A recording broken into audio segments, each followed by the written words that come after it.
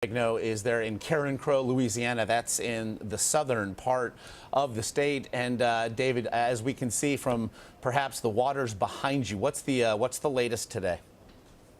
We're in the heart of Cajun country right now, Josh, and when we rolled up here, I'd say probably 12 hours ago, the flood gauge sign in front of me had water at the 1 foot mark. It was about right here. It's dropped, I don't know, I'd say 5 inches overnight. It's dry right now, but another 2 to 4 inches is on the way. Look, you're in hurricane territory. This place is no stranger to water, flash floods, and that's exactly what happened yesterday. It was a storm that surprised a lot of people, moving from the west, headed toward New Orleans, where, by the way, Jazz Fest has been all weekend. They canceled Jazz Fest on Saturday because of the rain. Surprised a lot of people. The storm moved through here really slowly and just dumped up to 1.5 feet of water in some places. Well, when you get Jazz Fest canceled, that is quite something. Never understood why the PGA Tour actually drops the golf in there on the same weekend for these reasons.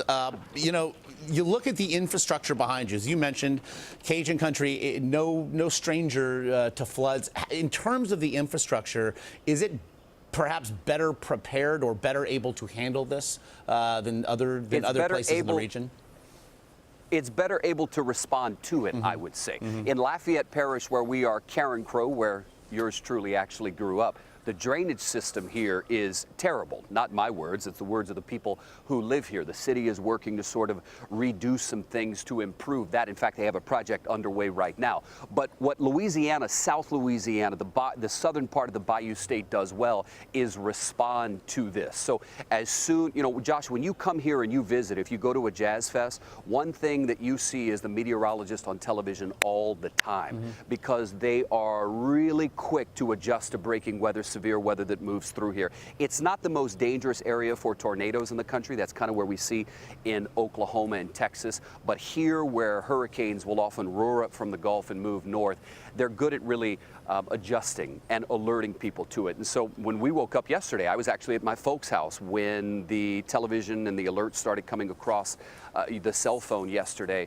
And the water was rising. I mean, they were closing I-49, the major thoroughfare going north and south. They were closing a portion of Interstate 10, all kinds of state highways around the state. And this happened in a matter of like an hour and a half. These places were simply impassable.